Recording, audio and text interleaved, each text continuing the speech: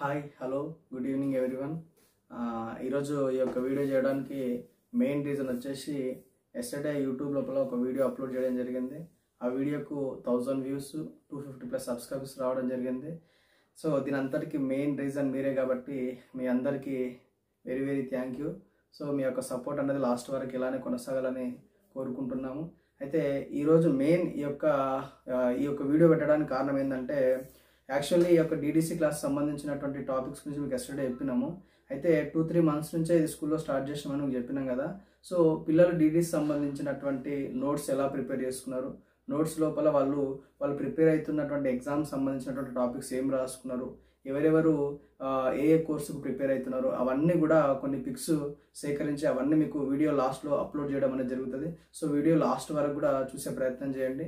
So దాంతోపాటుగా yesterday video మొత్తం complete అయిపోయిన తర్వాత చాలా మంది వీడియో చూడడం జరిగింది, చాలా వ్యూస్ రావడం జరిగింది. ఒక పేరెంట్ మాత్రం నాకు ఒక చిన్న కామెంట్ చేసిండు. ఏంటంటే ఆ కామెంట్ మీకు ఒకసారి డిసిప్లే అయితే చూడండి. ఏమని చెప్పంటే, మా పాప కూడా యూపీఎస్కి ప్రిపేర్ అవుదాం అనుకుంటుంది కలెక్టర్కి. కాకపోతే చాలామంది ఏమంటారు అంటే కలెక్టర్ అనేది చాలా రిస్క్తో కూడుకున్నటువంటి విషయము, అది కాకుండా వేరే ఫీల్డ్ వైపు వెళ్ళేటట్టు చేయండి, కలెక్టర్ వద్దు, అంత హార్డ్ వర్క్ చేయలేరు పిల్లలు అవి అంటున్నారు. మరి మీ ఒపీనియన్ ఏందని ఆ యొక్క పేరెంట్ నాకు అడగడం జరిగింది. అయితే నేను ఆ పేరెంట్కి కానీ అలాంటి పేరెంట్స్ కానీ మీకు కానీ చెప్పేది ఒకటే, సో మనం ఎప్పుడైనా సరే ఎంత హార్డ్ వర్క్ చేస్తే ఎంత కష్టపడితే లైఫ్లో అంత సుఖపడతాం. సో మీ అందరికి ఒక చిన్న ఎగ్జాంపుల్, ఏపీజే అబ్దుల్ కలాం మీ అందరికీ తెలుసు. సో ఆయన చిన్నప్పుడు ఒక మధ్యతరగతి కుటుంబం లోపల అసలు 3 పూటలు తిండి తినడానికి సరైన స్థితి లేనటువంటి ఒక కుటుంబంలో జన్మించి ఈరోజు భారతదేశానికి రాష్ట్రపతిగా మరియు భారతదేశం లోపల అంటే భారత టెక్నాలజికల్ రంగం లోపల సైన్స్ లోపల అనేక రకాల సేవలు చేసి మనందరికీ ఆయన ఇన్స్పిరేషన్గా నిలిచిపోయిండు. సో అలాంటి వ్యక్తులు మధ్యతరగతి నుంచి వచ్చి అంత గొప్ప వాళ్ళు అయ్యారు. కాబట్టి మనం కష్టపడితే మనం సాధించలేదంటే ఏది ఉండదు. కాబట్టి మీరు ఎట్టి పరిస్థితుల్లో కూడా పిల్లలకు ఉన్నటువంటి డ్రీమ్స్ని నెగ్లెక్ట్ చేయడం కానీ దాని నుంచి వాళ్ళని డిస్కరేజ్ చేయడం లాంటి పనులు చేయకుండా వీలైన వరకు వాళ్ళని ఎంకరేజ్ చేద్దాము. వాళ్ళ డ్రీమ్స్ అచీవ్ చేయడానికి మనకి ఎంత వీలైతే అంత సపోర్ట్ చేసే ప్రయత్నం చేద్దాము. అప్పుడు ఖచ్చితంగా వాళ్ళ లైఫ్ లోపల వాళ్ళు అనుకున్నటువంటి డ్రీమ్ని ఖచ్చితంగా 100% వాళ్ళు అచీవ్ చేయడం అనేది జరుగుతుంది. కాబట్టి దీనికోసం ఖచ్చితంగా నా సపోర్ట్ ఉంటుంది, మీ సపోర్ట్ కూడా ఉండాలి. అప్పుడు మాత్రమే పిల్లలు వాళ్ళు అనుకున్నటువంటి లక్ష్యాన్ని చేరుకుంటారు. కాబట్టి పిల్లలు ఎప్పుడైతే వాళ్ళు ఇష్టపడ్డటువంటి విషయం లోపల తొందరగా దాన్ని నేర్చుకోవటం అనేది జరుగుతుంది. కాబట్టి వాళ్ళ ఇష్టాన్ని మనం కాదనొద్దు.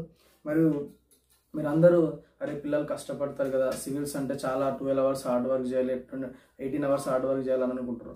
సో కష్టం అనేది మీరు పడే కష్టం ఉందో పిల్లలు పడేటువంటి కష్టం పెద్ద విషయం కాదు.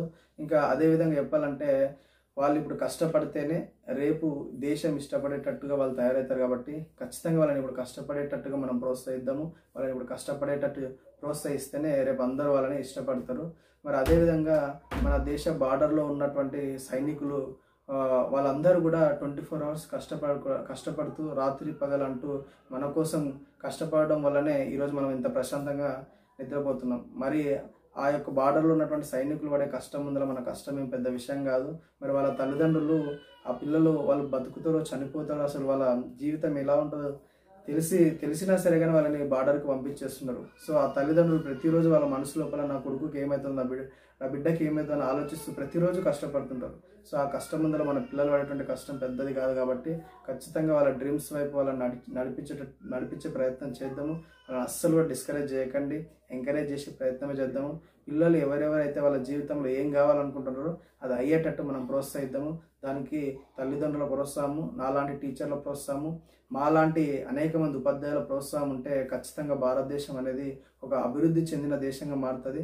అభివృద్ధి చెందుతున్న దేశం కాదు, అభివృద్ధి చెందిన దేశంగా మారుతుంది. కాబట్టి సో మీ అందరి సపోర్ట్ అనేది ఉంటే ఖచ్చితంగా మన దేశాన్ని ఫ్యూచర్లో ఒక ఐకానిక్ కంట్రీగా నిలిచేటట్టుగా మనం చేయొచ్చు. కాబట్టి please don't discourage your children's.